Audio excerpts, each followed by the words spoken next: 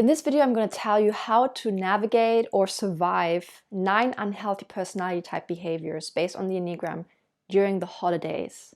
And if you don't know about the Enneagram types, don't worry. I will describe each situation or behavior so you will know who I'm talking about. So keep watching.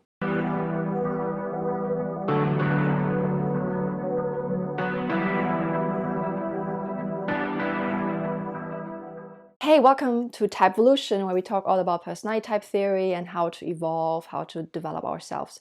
If it goes into the more toxic, destructive, really, really bad kind of territory, then I would actually advise you to avoid the gathering altogether. Nowadays, people can get away with that. They can just excuse themselves. If you have to come up with some kind of excuse, or just don't attend, because there's certain limits. And I'm not going to give you the worst examples possible because, yeah, what's the point? Like, I would just tell you don't go at all.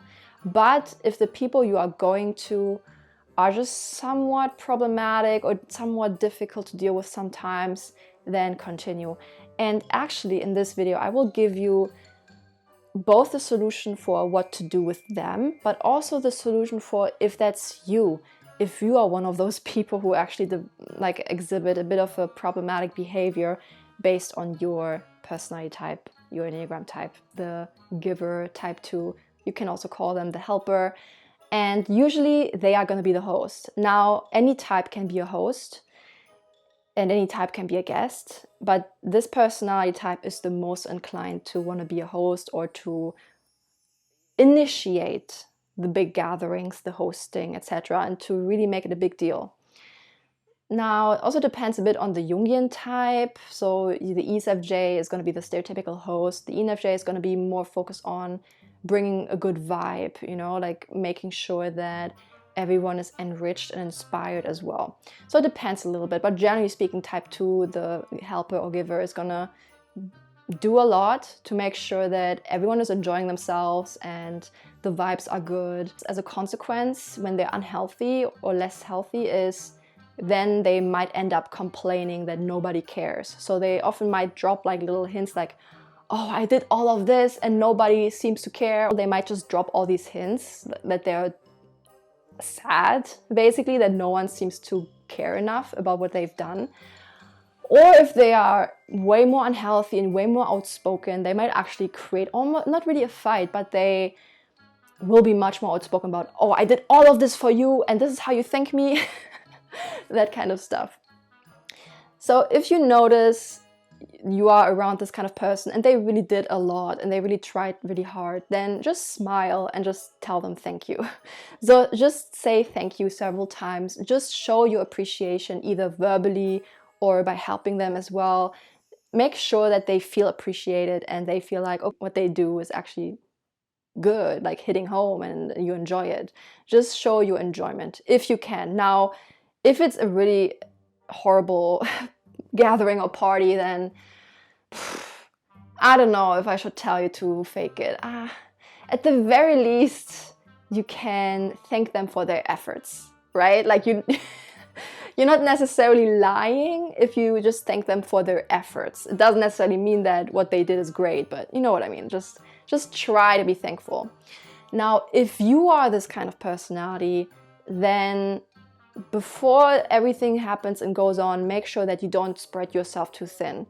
Make sure that you are taking care of yourself. Even if you're a guest, now, like when the type 2 or helper or giver is a guest, they might still try to help out or try to ensure the vibes are really good and go really into that. So even if you're not hosting, still make sure that you're not overdoing it, that you're not spreading yourself too thin, that you're not going above and beyond and basically not getting anything back, because then you don't necessarily have to get into all the complaining and all that kind of stuff. And also make sure that you're not helping or giving with an expectation. It should come from the heart. It should really be altruistic. So everything you do should come from this place of, okay, I can give and I can help from a full cup, and if the other person doesn't pour it back what I gave them, then that's fine. So that's also where the saying comes from, pour from a full cup, not an empty cup. Basically, only give as much as you are fine not receiving back, if that makes sense. I hope that is clear enough, but don't go so far that you end up feeling like used, basically. Only go as far as you are fine, okay with giving and not getting back. So then that kind of balance is established. There's not this extreme exchange where you give way too much and you don't get enough back. Okay, I hope that made sense. All right, let's go to the next type. Okay, next, another very common example is type 3, which I call the achievement seeker. So this is the kind of person who boasts about all their accomplishments, all their successes, all they've done in the last year or a couple of years, or what's so great about them, what they have bought, what they have done. It's so cool and amazing and awesome, and just constantly talking about themselves and how great they are. Or on the flip side, if they tend to be more of the negative person, then they will instead critique other people, why they're not successful enough, why they haven't achieved enough. They will point out all the flaws in terms of success that they can spot in other people around them. So if you are dealing with this kind of person, you could also have boundaries. Like in general, you could also say, I don't want to talk about it, please drop it, etc. Or you can just shift or change the topic. This is a very general advice. But a bit more specifically, what I've personally found to also work with threes is to point out that it's not really important, or to point out what's the actual value in life, what's actually important in life. So kind of trying to stir up some kind of value system. So for example, they say your clothes are not cool enough, too cheap, or whatever it is, like if they go in that kind of direction, that you kind of challenge them and be like, well, are you going to be so judgmental of people just based on their clothing? Does it really matter in life? Is it really that important? Because that will usually trigger like, oops, okay, what is actually the value system? Or oops, I'm actually being very superficial right now. So if you kind of, like put it on them, like, oh, basically pointing out how superficial they're being, how much it doesn't really matter in life, it tends to kind of shut them down. It might not work all the time, but I've noticed it can work more often than not. And if you are that kind of person, if you notice, oops, okay, that's actually me, I tend to talk about myself a lot and kind of boast a bit too much, then think about, okay, first of all, try to make other people shine first. Try to ask them about their life first. And then people tend to be more okay with the fact that, okay, now you are going to talk about yourself. So first, let them shine, let them like talk about what they've done in their year. And if it's not that glamorous, also that's okay. Just try to find some kind of topic that they enjoy and that they feel good about. You can also just start thinking about more, okay, what actually matters to you in life, what you actually value. So then you are less inclined to boast about things that are somewhat unimportant or superficial. And if you're one of those people who tend to point out the flaws in others based on levels or standards of success or whatever you deem to be necessary to achieve in life, make sure that you actually look at your own life and reflect on yourself, because usually this kind of behavior occurs because you yourself are not meeting your own standards, or you are not happy with your own life. So in that case, try to focus more on fulfilling yourself and having values that are fulfilling and having a life that's basically more satisfying, and also having a more grateful view as well. Thinking about, okay, what is good about my life? What can I be grateful for? And what can I still work on, of course. Okay, then type 4, which I call the individualist, how they tend to show up when they are less healthy at gatherings or holidays, etc., is the entire woe is me narrative, or just moping around, sulking.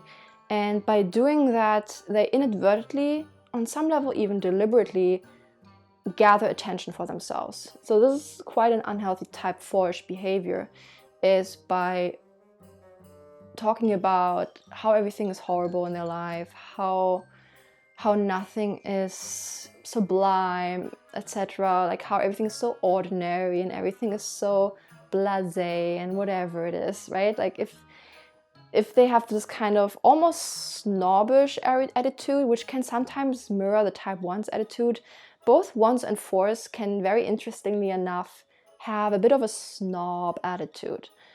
And now, of course, everyone can probably be a snob in their own way, but I notice it especially with 4s and 1s. And with 4s, it's really nothing is like extraordinary or artistic or blah, blah, blah enough, okay? And also, like I said, woe is me. So a very depressive vibe will come out from the type 4. If you are dealing with this kind of person who is, trying to attract attention with this kind of behavior, actually, it also, when I think about mirrors type 2 a bit, when I said earlier that they will complain that no one cares enough, etc. So type 2 and 4, they are both shame, aka sadness types. So they will both, if they're unhealthy, exhibit too much of that emotion. So if you're dealing with this person, you have two options. You either compliment them about something. So you might say, oh, I don't know, that's a really unique outfit you have on, or something like that. Like if they're more of an aesthetic, sensorial kind of person, or if they're more like, I guess, intellectual, abstract, or whatever it is, you might want to point out something that they're interested in, right? Maybe they're interested in some kind of poet or whatever, right? And then you point that out and you're like, oh, wow, that's really interesting. Can you tell me more? So kind of giving them a bit of a compliment in that sense might push them out a little bit out of that depressive attitude. But the second option, which you might have to use more often, is to just ignore it. And that's because sometimes you have to ignore bad behavior. So with the 4, when they're doing this, trying to get attention in a negative way, ignoring it might be the best option, because you don't want to necessarily reinforce that negative behavior. So you might just want to ignore them when they're doing that, because then that will not work, right? Then they're going to think, okay, what can I do to actually get the attention, or to get some, compliment, or some kind of acknowledgement of my uniqueness or my specialness, right? So they will have to do something else, and that's good for you. Now, if you are that kind of person who cannot help themselves in this way and wants to sulk and all that kind of stuff, there's two things also. One is, before you go even in, make sure that you also cover all the basics of your life. And I would say for that, you want to check out the instincts, because then you know what areas of life you need to focus on to feel more fulfilled in your life. So if you're more fulfilled in general, you're going to be sulking less. Now, if you are still dissatisfied with your life, etc., or things are not going that well, the second thing is practicing gratitude. You have to practice gratitude even for the mundane, even for lame moments, let's say. Just having gratitude for the fact that you even have a family. Maybe if that's the case, if you have a family, or if you have friends, or just whatever, if you have the opportunity to be in this kind of event, that this is something to be grateful for. So try to practice gratitude, even if it seems to go against your natural inclination, because the gratitude can disable the negativity to some extent. The last quick tip I can give you in this case is to either bring something that is to your individualistic liking, to your unique special interests, and or be the host, essentially, who can organize everything and make it to your liking. So you will feel like the event or the gathering is actually to your taste. It can be decorations, it can be music, it can be theme, it can be activities, anything that is more original or unique in your eyes. Alright, so if you have been watching this whole way and you're still wondering what you could do, I would encourage you to check out my course. And it's about, managing your emotions based on your personality. And it also includes tips on how to deal with people, tips on how to make yourself feel more fulfilled based on your Enneagram, how to act, etc., etc. So it's very Enneagram centric. And I think it would be great. If this kind of stuff interests you, you should check out the course. Link is in the description box. Alright, I hope this is like a survival guide for you for the holidays. I really would have wished to have that information years ago. So I hope this is going to help you this year. And let me know what kind of people you tend to deal with during the holidays and how you're going to deal with them now, this time around. Alright, I hope, like I said, you have good holidays, and see you next time. Bye!